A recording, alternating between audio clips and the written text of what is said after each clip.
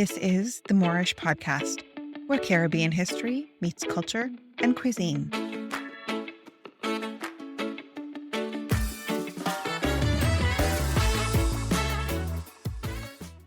On this bonus episode of the Moreish podcast, I talked to Djamil Ninsoo, known affectionately by his social media handle, Dougla Boy. Djamil is an Afro-Indo Jamaican cultural advocate and anthropologist whose mantra is education through representation, and the author of Eva My Nani-Ji, a children's book with 2 more books in the works.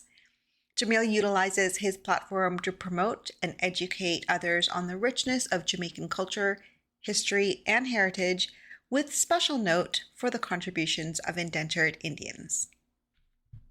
Hi, Djamil. I really appreciate you taking the time to come on and talk to me a little bit.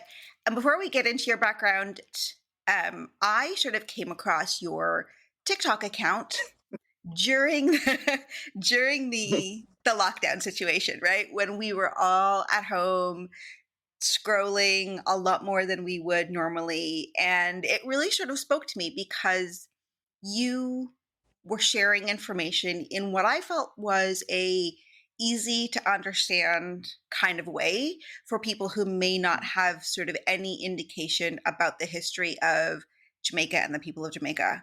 And then I came across, is it Savor the Indo? Yes, savoring the Indo-Caribbean.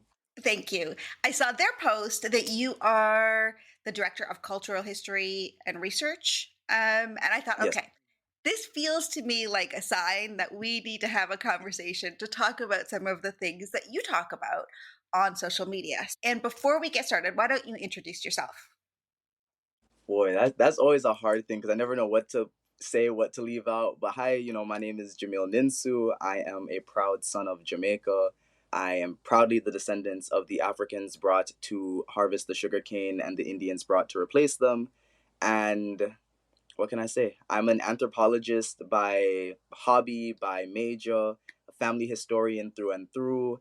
I recently published a book about my Nani-Ji that covers the first 20 years of her life set in like a children's story aspect. So different stories that she would tell me, I just put to paper. And I think anything else will just come out as we have this conversation. You're currently in the US, correct? Yes, so I'm currently based in South Florida. Were you born in Jamaica? Were you born in the US? Born in Jamaica. Moved straight to Florida at the age of 10. I'm going to start with your social media handle. Can you tell us what that is? Yes, so my social media handle is Dougla Boy, BWOY, in a very Jamaican parlance way of spelling. And how do I even describe the origin of that? I want to say definitely when I had started TikTok is when I made that switch. So I had a different social media handle, but it came about because one, I had just made TikTok and I needed a username, and I was like, what can I put? And I was like, Dougla Boy. It also came up because that's something my Nani-Ji has called me quite frequently. Ever since I was a young child, we were running around and that was one of her nicknames for me. And Caribbean people have multiple different nicknames. Some of them are based off how you look. Some of them are based off of who you are, what you do. I just ended up with Dougla Boy. So that just made sense. And I shifted that. Most of my social media handles are that now. And so it's a way of honoring my heritage. It's a way of honoring my Nani-Ji, that Jamaican culture that we have, which is similar to many other Caribbean countries. So that's the backstory of Dougla Boy. You mentioned Caribbean people having nicknames, and I tell you, it surprised me when I've known people, my aunts and uncles, who are not really my aunts and uncles, but you know how that goes, who I know for years and years and years, and it's not till 25 years later that I recognize or understand that the name that I've been calling them is not actually their name or nothing close to their actual name. Yeah, no, you're saying aunts and uncles. I have first cousins who, because I'm the youngest, I grew up knowing them by one name, but I look on Facebook and it's a whole other name, and I'm like, oh, that's right. I have to look for you by what's on the birth paper, not what we call you. Your government name. Okay, so you said Dougla Boy, and not everybody's going to know what Dougla means. Can you explain that? Yes, so Dougla is a term that I'm not gonna lie to you, is offensive in some circles, right? I'm not going to sit here and act as though the history of that word doesn't exist. And so what happens is it's a Hindustani term. Most of our ancestors who came to the Caribbean would have been Bhojpuri speakings from Uttar Pradesh or Bihar. Sorry, those two states in India. And so Dogla would have originally meant mixed caste, right? So if your father was a Brahmin, your mother was a Chamar, maybe you might have been known as Dogla. However, when you come to the Caribbean, you find that you had a lot of Indian and Afro-Caribbean relationships coming about, right? And therefore producing these new children who were half African, half Indian in origin, with no like official term. And so eventually Dogla was the term that was applied. So like it does, in some contexts it means two-faced, in some contexts it means bastard, but that's where that term comes about. And then you have, I'd say, like in this generation, maybe a couple of generations before and definitely generations after, a reclaiming of it, and people being proud in their Doglaness and their Doglatude, as some might call it. It's interesting that you say that in some circles or for some people it's an offensive term, because for me, it's never been offensive. It is just a term that I've known growing up and that I've probably used myself. But there's another term that comes from the indentured servants, coolie. Do Mm. you know that one? Yes. So coolie, with that word, and it's funny because so I've experienced that word in nothing but a positive sense as a Jamaican, right?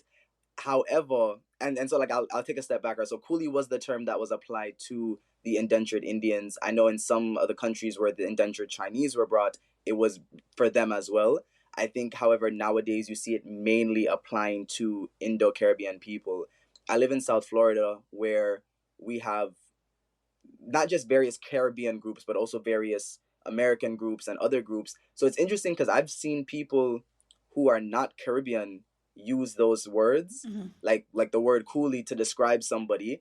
And because I'm coming from this context that coolie specifically refers to Indo-Caribbean, I've seen them use it for people who are Bengali, who are Okay. mainland Indian. So yeah, like I used to work at a Walgreens, and I remember a guy came in and was referring to a coworker, and he didn't know how to like he didn't know the coworker's name, so he's just like, oh yeah, the guy with the coolie hair. And I was like, no, that's not what, we're not doing this, right? But I also say that I had a friend who is a Dogla from Trinidad. Well, Trinidad and Tobago. One parent was from each island. And I remember like her and I being like the only two people in our friend group of both African and Indian descent. I jokingly made a I forgot what the exact joke was, but it was like connecting us on like the levelness of us being coolie descendants. And she started crying, like flat out boohoo crying, and was like, I've never said anything to offend you. How like, and I for a moment had to take a step back and be like, okay, like in Jamaica, yes, like sure, oftentimes we use the word and it's a term of endearment and it's a positive thing, and like it was never anything like my grandfather's nickname for my grandmother was Coolie Gal, like that was just that. But I had to take a step back and be like, okay, you know what? Trinidad and Jamaica, different histories, different, Mm-hmm. similar cultures, but different cultures at the same time. So like I have to take a step back and be like, okay, honor and acknowledge how she's feeling. But so like that, and I've also started to meet more Jamaicans too who are not necessarily fond of that word. So it's interesting because you do end up having these conversations like, okay, well, I like this person might say coolie, but they come from a family that never says it, or this person never says it, and they're always having conversations with their family who do.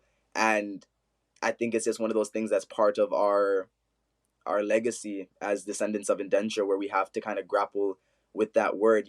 My mom, who I consider to be a pacifist, used to tell me stories that she would fight kids at school because having an Indian grandmother, people like there were a lot of like derogatory statements people would say about Indians, and they'd use coolie as like, it was never like Indians wear red. It would be like coolie wears red.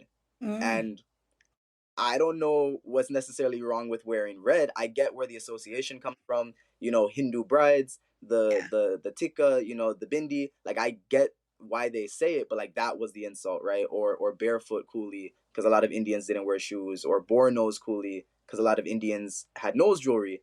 So Yeah. like I get it. And when my mom tells me these stories and I look at her and she's like, yeah, like me and your mom see them used to like fight the other kids at school because they would say those things, and I was like, wow, I never would have thought that about you. But it's also like, again, it goes back to that history of that word. You know, for some folks, it's a positive because it was Yeah. associated with certain features, and for others, a negative because of the historical contexts that it came out of. Yeah. And, you mentioned so dougla and coolie both being, for some people, a positive, some people a negative. And coolie is a word, again, for me that has been part of my lexicon since I was a kid. My entire family is Trinidadian of Indian descent. And that's a term that my father would use quite often just with his friends, right? Just in camaraderie, instead of calling their name, he would say, "Hey, coolie." But I don't know what he would have felt if somebody he didn't know very well who would have called him that. I'm just not sure. Sometimes it's not the word, but the person using the word or the relationship. So no, you're absolutely right. So I'm going to take a big step back because we just kind of dove right into the conversation, because a lot of the work that you do and the history and the things that you share on social media are around Afro-Indo Jamaican culture and history. And that's Mhm. really not something that I find is talked about in mainstream in a wide way. So, can you maybe set the stage for what indentured servitude is or was? I think to do the spark notes, right, is indenture servitude, like in a whole, right, is the basically, I'm gonna say renting, right? But like allotting yourself out for a period of time to do certain work in exchange for money or land or whatever the case might be, right? So in the case of the Caribbean, by 1834, there's the abolition of slavery. You have a 4-year period known as apprenticeship, which, for those of you familiar with the slavery system of America, think sharecropping, right? So you're free, but not really free, because like if you read the fine print of that act, it said that everyone was free over the age of 7. What's a 7 or under-year-old child going to do? They're gonna stay with their parents. Mm-hmm. So basically, we have not really freed anybody. But I say this because then from 1834 to 1838, that's when this period runs. So 1838 is when abolition really kicks in. Folks are really free. Mind you, this is August 1st, 1838. May 5th, 1838, Guyana receives its first importation of Indians or people from British India. So before folks even had their freedom, their replacements were already on their way, right? In Jamaica, you're looking at the 10th of May, 1845, and in Trinidad, you're looking at the 30th of May, that same year, 1845, right? Suriname would also follow suit, as well as Martinique, Guadeloupe, some of the other French, Dutch, and English colonies were really big on the importation of people from South Asia. And the reason why I don't say specifically India is because that whole region was British India, and then partition kicks in, and then you have like Pakistan, East Pakistan, which becomes Bangladesh. So it's even in conversations about like that, right? Like people say like I'm Indian, right? But then if maybe they look back and their ancestors were actually from what is now Bangladesh, so like that's its own thing. But that's what apprenticeship, that's what indentureship looked like. So you had these people moving into these plantations. The Africans are not being paid a livable wage, right? Many of them were being moved off of these estates. The Indians were moving in. So the very same estates, actually, let's take a step back. The very same ships that would have brought some of those last Africans brought the first Indians to the Caribbean. Those same estates that were worked by Africans were now being worked by Indians. Those same, huts, those logis, depending on like where you're from and what they were called, which were once occupied by Africans, were now being occupied by the Indians. In some cases, they were working side by side. In other cases, estates had switched over from one system to another. And you have this thing where originally it was for 1 year, then it was for 5 years, then it was the conditions were constantly changing. So at one point the condition was you had to have been indentured for 5 years, but then been a resident of the island for 10 years. What do you do for the other 5 years that you need the residency in order to return back? Maybe you re-indenture yourself. Some folks didn't have to. They had skills, they had trades that allowed them to, market goods.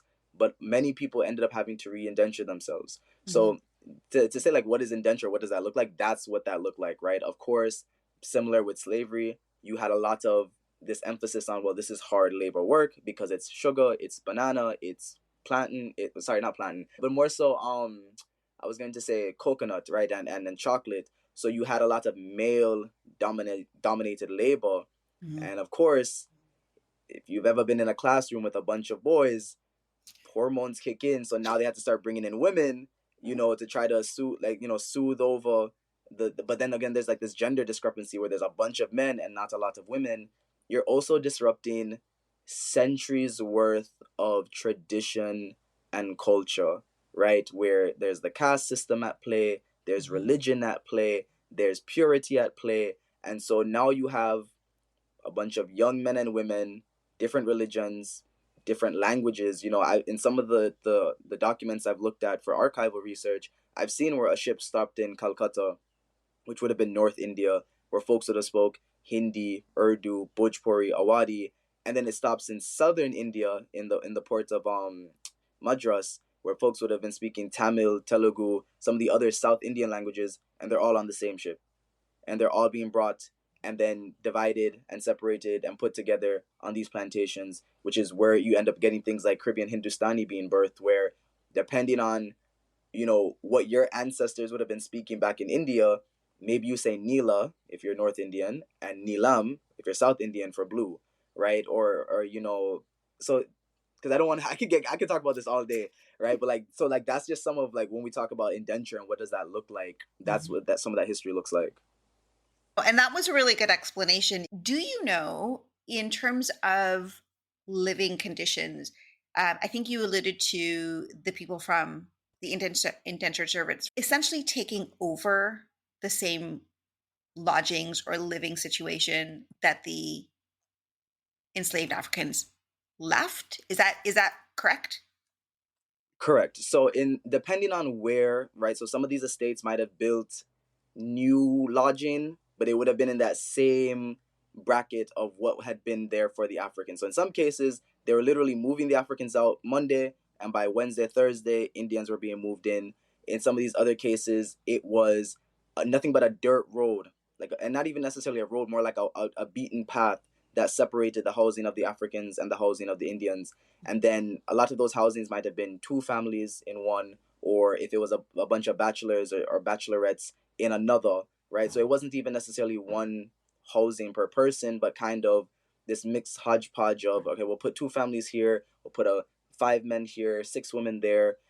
So that's what that looked like, right? And essentially, they really stepped into that role that the Africans had once served, right? So I've read where some of these estates were being sold, and included in the inventory was 5 hectares of guinea grass, and 5 acres of banana, and 3 bulls, and 1 oxen cart, and 16 coolies. And it's like, oh, like I buy the property and I get 16 people. Yeah. What do you know?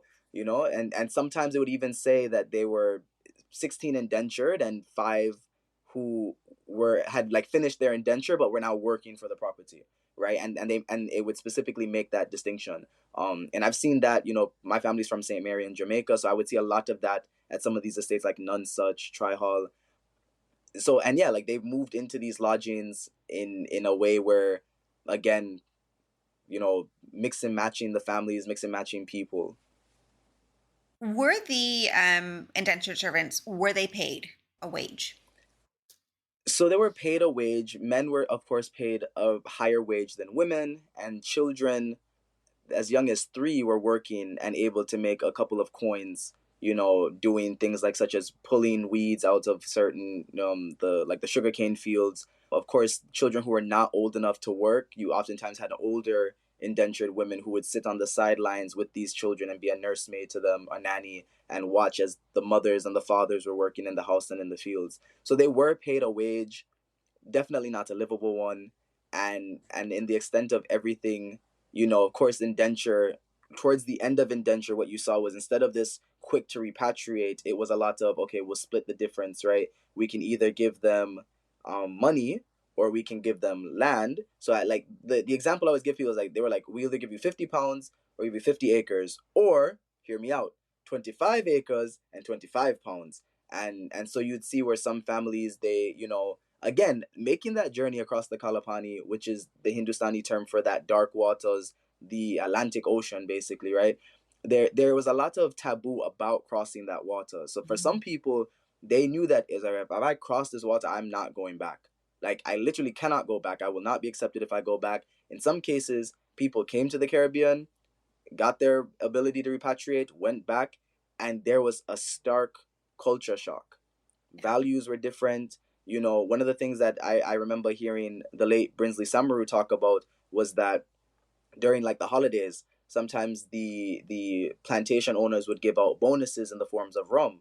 Now, Muslims traditionally do not drink alcohol, right? So if you are now this indentured Muslim who has I don't know, a affiliation, right, or is really has a real fondness of alcohol, and you go back home where your strict observant Muslim family is there, I think you might have some clashes, right?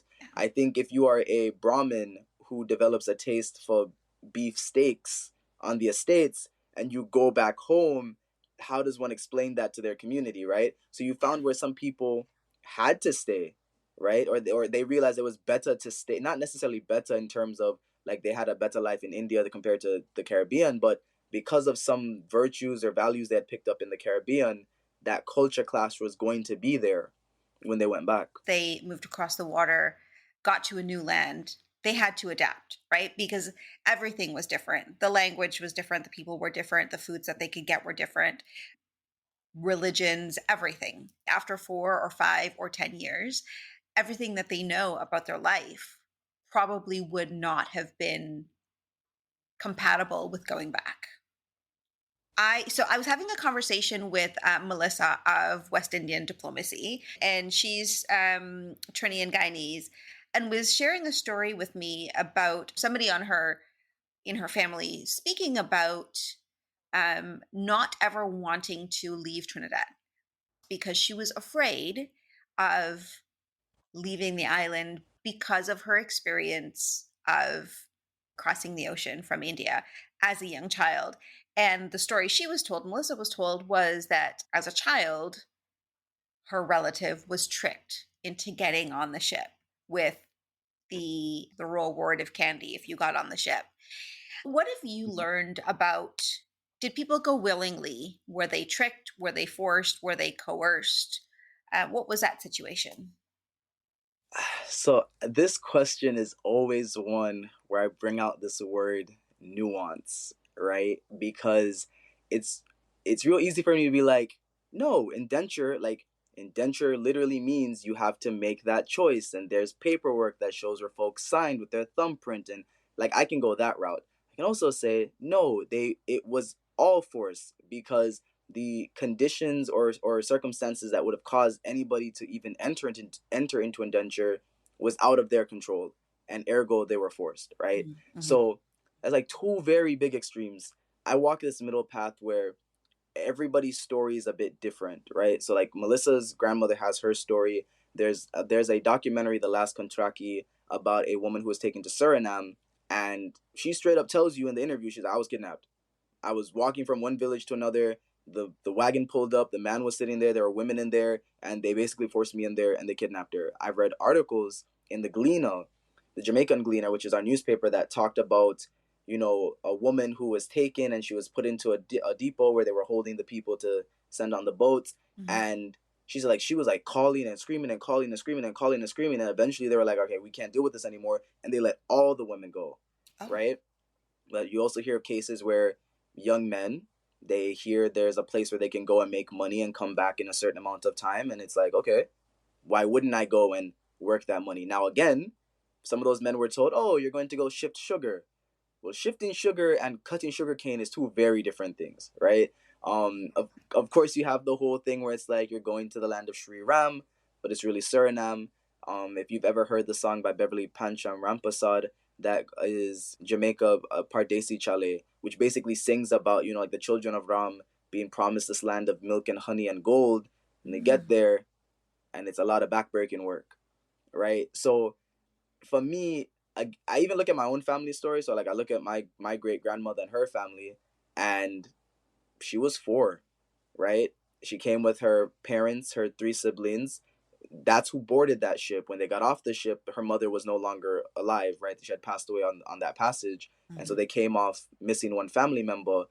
So it's hard to say for me, like, yes, a family of, what is that, 4 children and 6. It's hard to say a family of 6 was forced or kidnapped, right?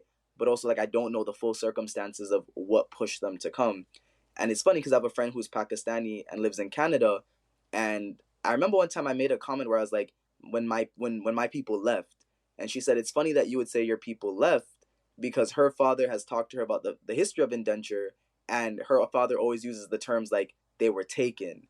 Yeah. And I was like, no, hear me out. Like, I'll say people were taken too. I just know in the case of my family, it's hard for me to conceptualize them being taken because I'm like, again, it's a family of 6. But I know in like an individual, single man, single woman, the children that were taken, they were definitely taken. Because, you know, a small child saying they want candy, like they want candy, they don't realize the bigger scope of what's happening when they get on that ship. And, Yep. you know, and of course you hear about brothers where one gets on a boat and the other brother's like, okay, I'll get on the boat tomorrow. But his brother's already in Fiji and now he's in Guyana. Right. So it's one of those things where it's like people always say like, well, like were they forced, were they taken, you know, because in when you talk about African slavery, everybody was taken. There was no choice, there was no signing their name. But with indenture, and one of the things that I do know about indenture was that when it was proposed, there were many people who pushed back and were scared that it would become another chattel slavery. And so even the signing of these forms is really just a formality to say, okay, this is where we're different, because they signed their name and they're keeping their name for the most part, and there's their thumbprint, and the back would have had it translated in English, Hindi, and Urdu. Again, how many of these people were literate, much less literate in Hindi, Urdu, or English? You know, nuance is a really good way of putting it because we are very clear that the people from all over Africa were taken. That's not in question whatsoever, but there are nuances when it comes to the Indian or South Asian indentured servants. And so far we've been talking all only about the people from India, but there were other people who were Mm-hmm. indentured servants or laborers, specifically in Jamaica, but all over the Caribbean. And there, I think, is one particular large group that we haven't talked about yet is people, the Chinese people. Yes. So funny enough, my neighbor in Jamaica is Jamaican Chinese, right? And so like that whole history was again following the abolition of the African slavery, the British wanting to find a cheaper labor source, and they started bringing in predominantly a lot of Chinese men, specifically of the Hakka ethnic group, right, that were brought to the Caribbean. And so one of the things that's always interesting about that, and I think it's because they were all predominantly one ethnic group, so there was a lot of cultural values, religious values that they shared, as opposed to the Indians who would have been different religions, different castes, different areas.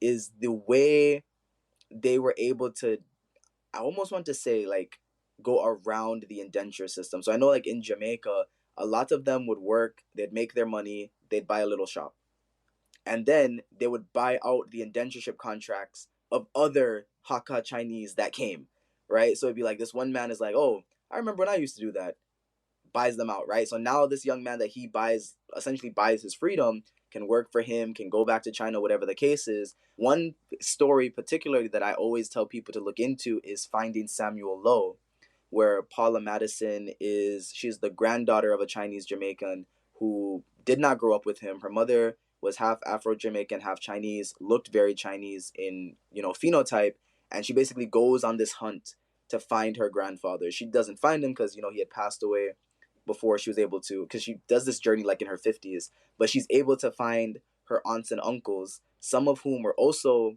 half Afro-Jamaican, half Chinese, who had left Jamaica, and others who were fully Chinese, which brings into the story where a lot of these Chinese men would marry women from China and bring them to Jamaica, and that's how you get some of these fully Chinese families. A lot of them would also have relationships and marriages with Afro-Jamaican women's. Black Cake is another if what I know it's not in Canada, but like if you have Hulu in America, Black Cake is a series that talks about it. It's also a book that talks about a Chinese Jamaican woman. And funny enough, my neighbor growing up in Jamaica is Chinese Jamaican, and her children actually married a Chinese, like a mainland Chinese person. So like it's interesting watching those two different cultures, because like you're talking about like Han Chinese and then Hakka Chinese. And I know there's like a large population of Hakka Chinese in Toronto as well. So you know it's a story that's oftentimes not told. You know, people don't realize that Byron Lee, who's a well-known Jamaican musician, is actually, again, like half Hakka Chinese, so Jamaican Chinese, and then half mainland Chinese. You mentioned Black Cake. I read the book. I didn't know that there was a Hulu series because I'm in Yep. Canada and I don't get it. The Chinese, now, would you call them indentured servants? Would you call them laborers? How would you classify them? So I would classify them as indentured laborers the same way I classify the Indians as indentured laborers, because a lot of the archival records is one and the same, right? So it's a bit different because it's not asking them for their caste, their village, or their thana, or things like that. But there are records showing that this person did indenture themselves to come to the island, that these people did work on these estates. Now, again, I think because they were majority from this one region, this one ethnic group, this one collective culture, it was easier for them to kind of come together, right? So, like in Jamaica, we have the Chinese cemetery, we have the Chinese Benevolent Association, there's a cemetery, the association, there's a temple, right, in Kingston where those Chinese Jamaicans who still practice their ancestral faiths go and offer prayers. You know, there's even like a oral history component that you can find online where they've interviewed elders in the Chinese Jamaican community, and they share their family stories of their fathers or their grandfathers who came. And it's interesting because many of them have like that similar story. My grandfather used to you speak to us in Hakka, and now I only remember numbers, right? Or, oh, I can name these couple of things. And so it's an interesting thing. A lot of them, is talk about, their father, their grandfather came, they were born in Jamaica, and then they actually went to China as part of like a cultural immersion. They learned the language there, and then they came back to Jamaica, right? So it's like they went to China to pick up the values and the culture, and they came back to Jamaica to, prosper whatever family business had been established. And there is you can speak to this having grown up and for a part of your life in Jamaica, is the sort of ubiquitous corner store being owned by a Chinese family, right? Seems to Exactly. be quite predominant. And I don't know if that still holds true today, that they own the Chinese immigrants, indentured servants, laborers, whatever you want to call them, are now established in their own businesses. Oh no, definitely. So even I think one of the richest men in Jamaica is of Chinese descent, right? And when they talk about like some of these like the bigger families in Jamaica wealth wise, you do see a couple of, Chinese surnames. And again, like the Chinese shop, which is that corner store, is like we even like there's literally a term, the Chinese shop, right? Like that is what it is known. And even I think if it is not run by a Chinese person, just like they have been associated with that, and their business acumen is one where like my mom is very like business minded, numbers minded, and she has a friend who will say to her like, oh, your mother must have been married to a Chinese, the way you're able to work numbers and business like that. And I'm like, wow, like, like if we're talking about like the stereotypes that are associated with the different groups, like having a business, I even have some coworkers who have Chinese Jamaican descent, and like we'll be having conversations, and I'm like, we're from two different Jamaicas. Like they were born and raised in the States, but when they tell me about where they went to back home, I'm like, was it a laundromat? Was it a store? And he was like, it was a grocery store. I was like, yeah, I know. We talk about this, and I think you and I both sort of know and understand this just based on understandings from our family. But for a lot of people, it's quite eye opening to know that not only Black people of African descent, Indian people, Chinese, white, and then of course there were other people who came to or were brought to the Caribbean as indentured servants, as laborers, or for whatever reason. But that I think makes up the culture of many of the islands, Jamaica specifically, but many of the islands. And I'd love to know from you what your thoughts are on how all of these people really influence what the culture is today. No, so that is a great question, and it's one where I was almost going to say nose blind, right? Like, people talk about like every house has a smell, but you don't smell your house, right? And for me, that's what it was. I'll never forget, I was in maybe seventh or eighth grade in middle school, and a bunch of us were in the media center. We had media aid, so like we did like the morning announcements and stuff. We're sitting down and we're having this conversation, right? So you're talking about Jamaican, Haitian, and Trinidadian, and we're talking about like the Haitian kids were like, oh, like there's a thing that we call, and it's called voodoo. And I was like, oh, well, we have something that's called obia. And my friend who was Trinidadian was like, you have obia? Trinidadians have obia too. And I was like, wait, are you saying that there are things that exist outside of the Jamaican purview? Like, I'm not, and this sounds really silly, right? I'm exposing myself, but like, I got to high school and found out that other people ate mangoes beside Jamaicans. And I was just like, oh, I didn't know. Now as I got older and I started actually like studying my family history, understanding the context of like the Caribbean and Jamaica as a whole, I was no longer surprised when I found out that like my Trini friends and my Guyanese friends also ate roti. That wasn't a shock anymore, right? But like again, we're talking about these things that are how they influence the culture. So you talk about like obia, which is an African faith-based tradition that my Indo-Trinidadian friend was able to be like, we have that too, right? Yeah. Or we're talking about mango that was brought by the indentured Indians that all of us collectively can say, we know mango, we like mango, that my friends who are Trinidadian and Guyanese and I can have the playful jest of chicken curry versus curry chicken and all go collectively and get curry and get roti and nobody's really, like we have the joke and then that's it. Now we're eating, right? You can't argue if your mouth is full. So and they really do have this big effect. Like I'll never forget. And again, like part of this is for me has been like this journey of knowing my culture, knowing myself. And so like for example, bandanas, right? Little square piece of cloth that people tie on their heads and stuff. I've always known it as a tie head. My mother always referred to it as a tie head, and I'll never forget. It was like in the midst of the pandemic one day, it dawned on me that the word bandana is a Hindustani word that means to tie. And so my mother calling them tie heads is a retention of that Indian heritage that we have. And the funny thing is, like, right now I'm wearing like a madras cloth that is like the traditional Jamaican pattern. And even that, again, is like what we classify as like the Jamaican national costume is of Indian descent.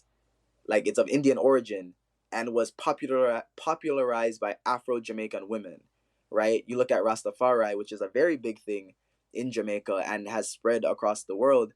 It is a movement that, of course, is rooted in Black pride, African unity, the holding up of Ethiopia and the Selassie dynasty.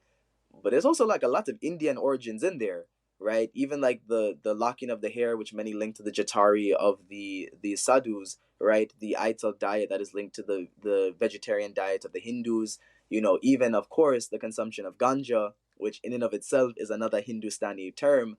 You see these connections throughout the culture, right? Pikipan, which is a game of chance gambling that we have in Jamaica, is of Chinese origin. Of course, fireworks, Chinese origin. You look at something like gizada, which is a coconut tart that is a direct descendant of tarts brought by Sephardi Jews fleeing Portugal and the Inquisition and the expulsion of Jews in Spain and Portugal. The Jamaican patty is colored with turmeric, which is Indian, but it also has ground beef and is similar to things from England. Our black cake, which comes from figgy pudding, so our and like that's what like the Jamaican motto of out of many one people, Guyana's motto, the land of six races. Like you look at some things in Jamaica and it's like it never dawned on me, right, that curry goat may not be quote unquote, and people might get mad, it may not be Jamaican, right? Because like curry is from India and like that whole concept of cooking curry goat would not be in Jamaica had Indians not come. And it's one of those things where like you sometimes you meet people from other islands and it's like, well, why don't you guys have this thing that we have? It's like everybody eats this. And you have to realize that if those people groups weren't brought, then that thing doesn't exist. And it's why my friends from the Spanish speaking Caribbean love Jamaican food because they love curry. And it's why like I can try certain things from the Spanish Caribbean and be like, oh, if only Spain had held out a little bit longer, we would also be speaking Spanish and sharing some of these things. But we have Spanish tone. And we have people in Jamaica with surnames like Hernandez. Well, Lindo is more of a Portuguese one. But like, again, even our surnames, right? You have people in Jamaica with surnames that, if you saw our name and you see Winston McDonald, you're thinking it's going to be this red hair Scotsman. And it's this dark skinned African looking guy. And he's just like, yeah, I'm a McDonald. Or you meet someone like me with the surname Ninsoo, and it's like, oh, that's not what I was expecting. And it's like, yeah, where did you see my great grandmother and her father, where we get the name from? You know? Yeah. I mean, even your entire first name, and if you can just say that out loud so that people can know what I'm talking about. No, definitely. So my full first name is Jamiluddin, which is Arabic, right? So like my parts of my family are Muslim, right? So Jamiluddin means like the beauty of faith, the beautiful way of life. But it's spelled with a silent D in front, which is very reminiscent of Django, or but like also like West Africans will spell their names like that, specifically West Africans from French speaking countries. My middle name is Kofi, which is a Ghanaian day name for boys born on a Friday. It's spelt the Ghanaian way, but pronounced the Jamaican way of Cuffy, like Cuffy. And then Ninsoo is my great great grandfather's name. And like, if you're familiar with the tradition of indentured Indians, a lot of them came with one name, and that one name then became the family name. Yeah, it's your name is definitely reminiscent of the mix-up that is the culture all over the Caribbean, right? I mean, I think just in Definitely. in one person, and and it's really interesting. There's a lot more that I could talk to you about. Where what I find really interesting in some of the things that you share on social media, and I think very recently on TikTok, is your knowledge of the different languages, and I think it's Oh, Hindi that like you were duetting somebody who was asking questions oh yeah. about, So do you know he what this was means? How doing did you colors. learn the language? So two ways. One, I grew up with like more, I would say, closer to the Indian side of my family. My grandmother stayed in contact more with her mother's side of people, just because that side had more relatives, more cousins, more people in her age group. So we grew up knowing, like aloo was potato, chana was chickpeas, roti was always like, at one point I just thought every bread was roti. I knew dal and bat before I knew that bat was specifically cooked rice. I just always knew that dal and bat was dal and bat. So like there's like that, just growing up in that culture, growing up with that exposure, and then also like actively trying to learn the language, right? So like I realized that like when I came here, my mother never really spoke the language. The cousins who did speak the language, again, were also like at me, where it's like, oh, like we know food, we know certain items, but like to be able to hold like a fluent conversation, maybe we can't do that. So like for me, it was like actively trying to learn the language, and then remembering that Hindi, or standard Hindi, and Bhojpuri, which is what our ancestors would have spoke, is very different, right? There are some words that are interchangeable, but, and I always found this funny. So like in Hindi, thank you is dhanyavad, right? And you can hear that H in there, so it's dhanyavad, right? But in Bhojpuri, there's an aspirated H, or like how we say, like a dropped H. And I always thought it was funny because in Jamaica, people make fun of us dropping our H's all the time. And I was like, oh, would you look at that? Like my two ancestor languages both have this thing against the letter H.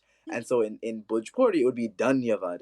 And so for me, like it was making sure like I was very like consistent and very intentional in making sure that what I was practicing and what I was speaking, what I was learning, Caribbean Hindustani, but like more so Bhojpuri. So shout out to the Cutlass podcast and Vinay, who's a good friend of mine, for doing a lot of translations of songs, as well as also doing the names. Fortunately, we haven't been able to figure out the meaning of Ninsoo, but we'll get there one day. But yeah, no. So like for me, it's been very intentional. Remembering and also like talking to my elders, as someone who does family history and anthropology. Talking to my elders is like, I'm gonna say, I might work 10 hours out of the day, so it's like the other 14 hours of the day I'm talking to my elders, trying to like document all of that knowledge, because I know that like when we lose an elder, we lose a library. And so just trying to make up for that lost time as the youngest in my generation, like the youngest of my first cousins, at least. I love that you mentioned talking to the elders, because in my research, and I'm going to go back to what you said, is really being nose blind and not really understanding the culture of the Caribbean as a whole, but just kind of knowing your own little space. And that's kind of how I was, right? I was born and raised in Toronto. My family is Trinidadian. I knew the culture, I knew the things that we grew up with, but I also come from immigrants who came to Canada and adjusted their lifestyle based on what was available here, right? Hmm. So my experience as a Trinidadian is very different than somebody who actually lives in Trinidad, and I very much recognize that. But you talked about the different names, and when I was growing up, my last name, Ramsing, was very unusual, right? Being in Toronto, people didn't understand that I am of Indian descent, but I'm Caribbean. And I felt like I was sort of growing up in this sort of strange space where, I'm not Indian. I'm not what people typically consider Caribbean. And it felt a little bit strange, only to, grow up and realize that Ramsing is like quite a popular name. So Super common. yeah, very common. But we live sort of these insular lives until we intentionally, as you intentionally were learning language, me intentionally learning more about the history of not only Trinidad and Tobago, but all of the Caribbean, not just for my readings, but for this podcast. And it's been really eye-opening to learn a lot of the things that we're talking about. As we wind down and wrap up, I want to ask you a couple of really sort of simple questions. I think is what do you say to somebody? This is something I hear a lot and I've read on social media a lot. And how do you feel about somebody who says if you weren't born in the Caribbean, you were born abroad somewhere else, you cannot claim that you are, in my case, Trinidadian or Jamaican or whatever? So I'll say this. I get where they're coming from because, like, they'll say like there's the certain experiences, there's certain, but I'll also say like some of the experiences that they use, right? Like I've heard somebody say like, oh, you never climb trees. All right, so if climbing trees is the crux of what it means to be Jamaican, then anybody who climbs a tree right now in Florida is Jamaican, right? Like how are we really defining that? Yeah. But I'll also say that it's, I don't know, because like I used to be like well, I'll still say that I'm very adamant that the child is still whatever that is, right? Because, and I'll even say this, I have cousins who are Jamaican and born here, and for example, their families might partake in Thanksgiving, but there's no turkey, there's no candied yams, there's no mashed potatoes, there's no things that would be classified as American Thanksgiving. It's probably not being served at their tables, right? Maybe there's a turkey, maybe it's jerk turkey. I don't know, right? The same thing with Christmas, right? Like how a Jamaican Christmas looks like, while there might be a tree, while there might be a getting together of family, is still culturally different than how Americans celebrate Yeah. Christmas, right? And so I always bring it back to that. And sometimes even when we have like, you'll see people have these like diaspora wars about like the different groups, and like I always bring it back to, there are certain cultural things that I have as a Jamaican that my Haitian friend doesn't have, my American friend doesn't have. That doesn't make us any less that thing, right? But like those are our cultural hallmarks. So for example, my saying boy and my Guyanese friend saying bye, right? Whether born in America or in our respective countries, like that is something that is us. So like my thing again is always that if you are born in America, if you're born in the UK, if you're born in Canada, you're Jamaican, Yeah. right? However, you have to like Jamaica is born in you, right? Like if you take an ancestry test, it's probably gonna say like, oh, connections to Afro or Indo Caribbean people of this country, right? But I will say like you have to then make that choice to be Jamaican, right? And I say that in the sense where like, it goes back to that nose blind thing where like because you grew up in a household, you might, you're like, oh, like I'm Jamaican, right? But like you think Jamaica is only what exists in your household, and it kind of goes back to this conversation about the different groups of people in our respective countries. I remember one time I saw a video where somebody was talking about roti and curry chicken, and they identified curry chicken as Jamaican, but they identified roti as Trinidadian, and said the person who made it was confused. I left a comment saying, well, they're actually, you can find both of those dishes in both of those countries. There's no confusion. And I had somebody come back to me and say, like in a comment saying, no, I'm Jamaican and we don't do roti. So I asked a very simple question. Are you, like I said, are your parents Jamaican? It's like, yeah, my mom is Jamaican. I said, okay, cool. Is your mom a black Jamaican? And the person said, yes. And I said, and there's like, my whole family is black Jamaican. And I was like, but roti is something Indo Jamaicans would make. Ergo, unless your black Jamaican family was in proximity to Indians, I would understand why. And like they were able to say, oh, you know what? You have a point, right? And so that's what I mean when I say like you have to know, it's one thing to be like, oh, like I'm Jamaican. And you even meet some Jamaicans. They're like, my mom never went to Dunn's River Falls until she came to America and went back to Jamaica as a tourist, right? So even Jamaicans born in Jamaica need to choose to be Jamaican, right? Like it's not just one thing to be born in the country. Like you need to, like, almost like know yourself. Yeah. Like know you have to know yourself, right? So my answer in a very simple condensed form is if you are born out of the country, you are still Jamaican. I don't want to like speak for other countries, but like I'll still say like you're Trinidadian, you're Guyanese, you're Surinamese, or whatever whatever that country is, like that's still you. That's your culture. Those are your values. Like, those are the values that are instilled in you until you start going to school and you mix with other people. Those are the languages you speak until you start mixing with other people. That's where your family is. That's where your history is. That's where your stories are. So that's still you. That's a really great way of putting it. And you say that you sort of have to look for it and actively be Jamaican or whatever, because it would be very easy to lose those cultures. For me, I'm speaking for myself. It is very intentional. And all of the work that I'm doing for this podcast is very intentional, and it's been very eye-opening. Then even today in this conversation, I've learned so much from you. So I really do appreciate you coming on and sharing some of this knowledge.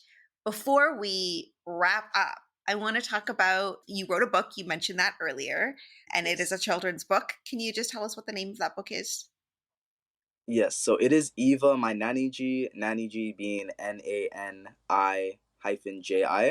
and Eva is my grandmother's name. Nani-Ji means maternal grandmother, or like specifically respected maternal grandmother. That's what that G honorific is, and it's available on Amazon and Barnes and Nobles. And it is again just a story of my Nani-Ji's life as a family historian. She'd tell me stories about her cousins, her mausis, her mamu, and her aunts and uncles. Sorry, and I just wanted to share that. Originally, it was like an idea to share with the family, and then as other people started to buy the book and they were saying, "Oh my gosh, she looks like my grandmother," or the stories remind me of my grandmother. I remember I brought it to an iftar during Ramadan last year, and there was an older Trini couple who was there as a guest, and the wife was skimming through the book, and she's like, "You and I have a lot in common," and she was like pointing out the different Hindustani words, and she's like, "Oh, like she identified with it," and it's something that, as a descendant of Indian indenture, shocked me a bit to hear how many, like, I knew that Indians were brought to these different places, but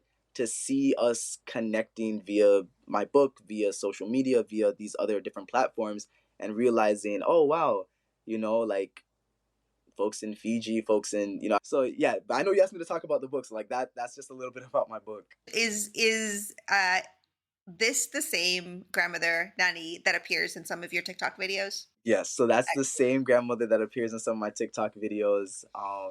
And she actually just turned 85 this past Wednesday. Oh, happy birthday, Nani-Ji.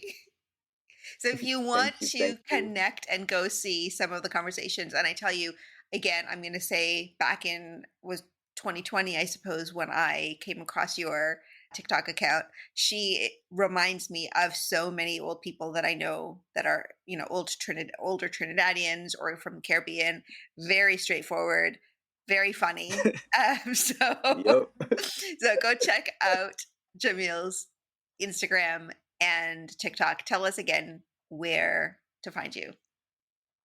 Yes, so you can find my TikTok. It's Dougla Boy, DouglaBwoy, and it's the same on Instagram, but there's an underscore. So Dougla Boy underscore on Instagram. And I will share all of these in the show notes so that you can easily find Djamil. What are you working on? Is there anything that we should keep an eye out for? Oh boy. So there are two books in the works. Currently working with an illustrator to finalize them, but there are two more books in the works. So one is a ABCs, but instead of A is for apple, B is for banana, it's A is for Aki, B is for breadfruit. And just to give, so again, and this is like one of those things I was saying, like choosing to be Jamaican or like choosing to be Caribbean, and acknowledging that for us, like A really would have been for Aki, right? Because then apple, what we know as apple, may not be what the American, like what we in Jamaica know as apple is oh my gosh, Etioti apple or Tahiti apple is, I Pomerac? think, Yes, yes. What Trini's called Pomerak, exactly, right? So, in Trinidad it would be P is for Pomerak, right? So like even the whole alphabet then is like skewed because of like where we're coming from. So like that's one book, and then the other book is a retelling of a Jamaican folk tale known as Yellow Snake. Interesting. And when will those be out? So those should be out by the fall. Still Oh my trying to gosh. finalize some things, but by the fall, be on the lookout. Is there anything else that you think people should know about Jamaica, Jamaican culture that we haven't already talked about? Boy, there is so much, I like to pinpoint. I think one of the things is to just yeah, no, like I say Jamaica as well as the Caribbean as a whole is a very diverse place. Right now we're planning like a family reunion slash birthday party next month, and I'm looking at like the invitations of like my cousins and my relatives, and I'm like, wow, like you take a picture of us, and like it's really like out of many one people, right? Because you have the Jamaicans, right, who are either African or Indian or both, and then their spouses who are Italian, white American, Colombian, and then the kids, and it's like wow, like we're a very diverse group, and so I think that's just one of those things to always keep in mind is how diverse we as Jamaicans, but also Caribbean people are. I was at an event yesterday where I was selling my book, and a woman was talking to me, and she was looking at the cover, and she was, we're conversating about the book, and then she said, let me ask you, is your grandmother Indian? And I was like, yeah. And she said, I could tell because where she's from, there's also Indians. And when I asked her where she was from, she's from Suriname. And I was like, oh, Mm-hmm. wow, that's crazy. So, one of those things is that we're connected, right? And we're more connected than we might seem, right? Again, like me and my Indo-Trinidadian friend realizing that both of our countries had obia, right? Yeah. Or me realizing that other Caribbean people ate mangoes. Um, we're so much more connected than we realize. We are. Djamil, I want to thank you again for coming on. We could probably talk for another couple of hours because you have so much knowledge to share, but we really can't do that. Follow Djamil, read his book, go to his Instagram and TikTok, and I'm sure you will continue to learn. So I appreciate you taking the time. Thank you for having me. That was such a fun episode. I hope you enjoyed it as much as I did. I'm going to leave a link in the show notes to Djamil's book, his social media handles, as well as some of the books, movies that he talked about. So check the show notes for all of those links, and I will see you next time on the Moreish podcast. Thanks for listening to this episode of the Moreish podcast. You can find us on TikTok and Instagram at the Moreish podcast. Come back next week for our next episode.